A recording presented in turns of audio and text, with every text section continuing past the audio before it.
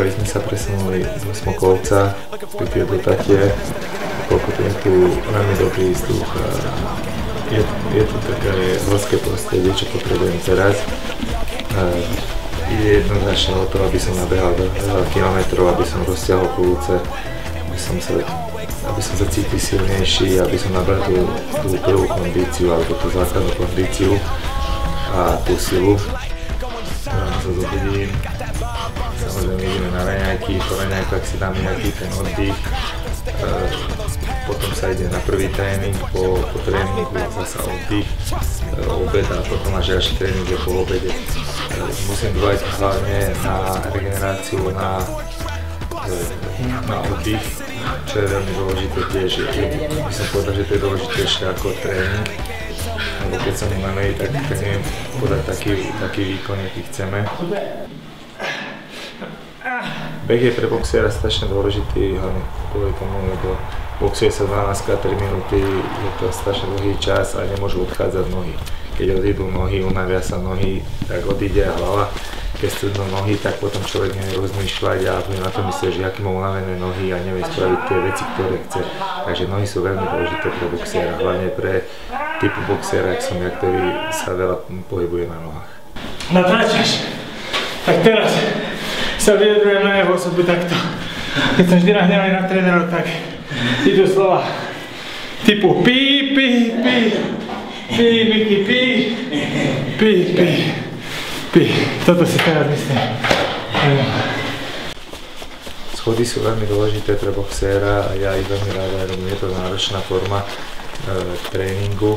Keď sa ide hore po tých schodoch, tak človek vydáva strašne veľa energie, musí zabrať.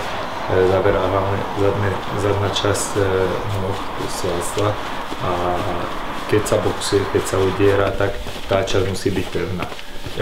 Box je tiež nie také, že monotónne, že celý čas ideme v jednom tepe, ale kolíše to v zápase a na to tie schody sú dobré, hore, dole, a v zápase to je takisto. Druhý deň sme sa presunuli do centra nášho mentálneho trénera, kde sme zistili, ako máme energetické hodnoty, v akom som stave teraz.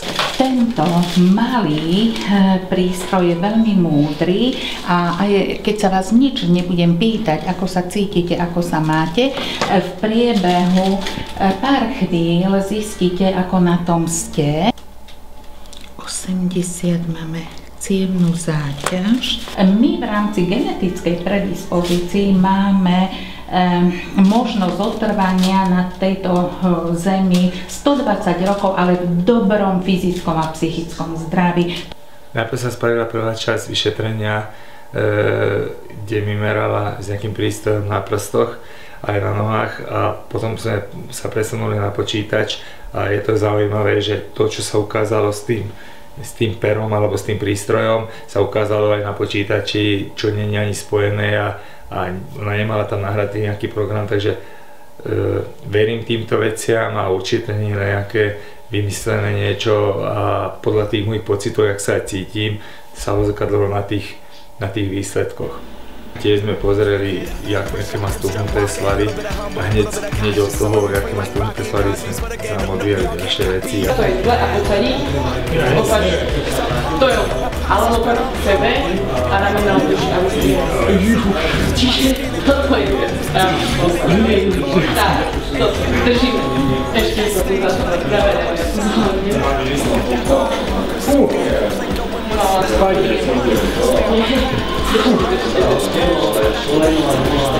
To vlastne upozorníme na jednej nohe, môžeme ho protiahnuť teda nohy.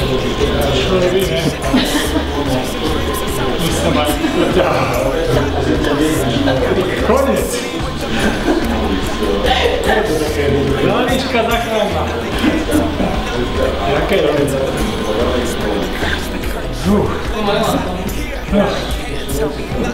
Cíti sa tak, keby si sedel na bytku, že skráči sa šakom.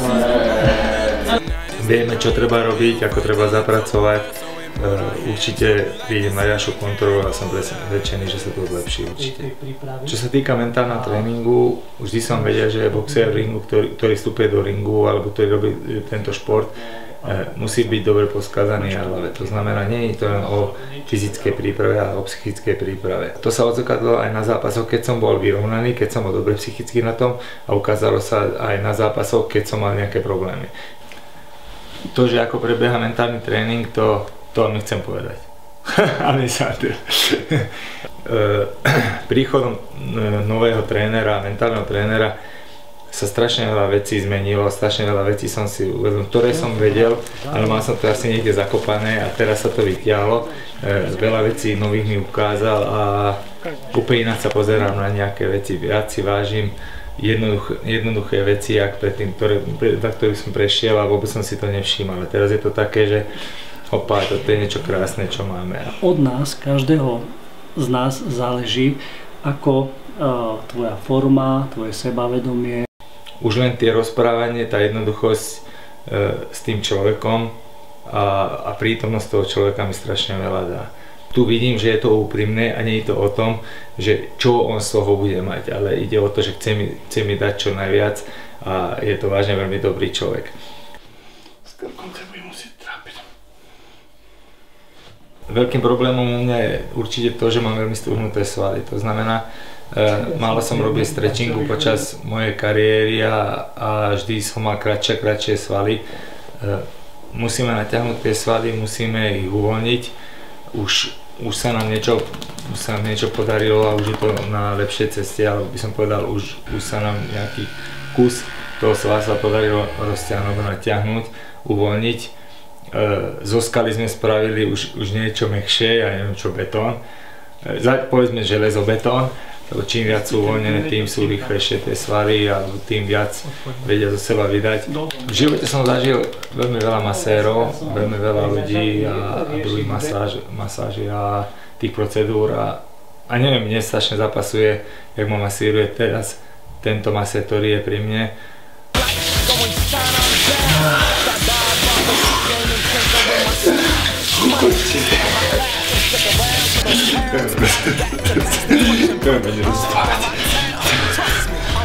Bola studená?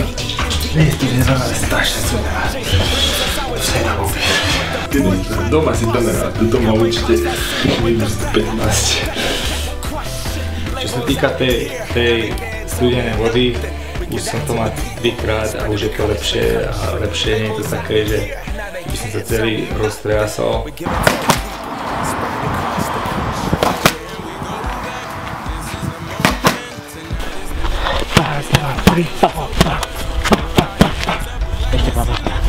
Normálna vec, že ide sa do ringu, ide sa boxovať, tak potrebujeme aj boxovať.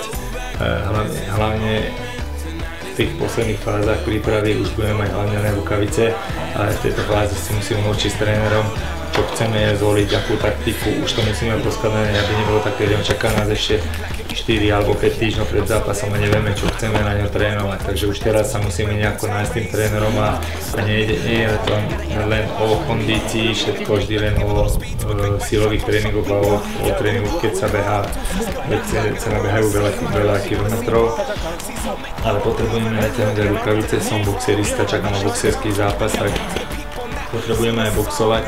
Sparingy sme ešte nedali, ale už budeme robiť rôzne nácviky a čakajú nás aj nácviky vo dvojiciach a skrátka tá príprava, taktická príprava na zápas.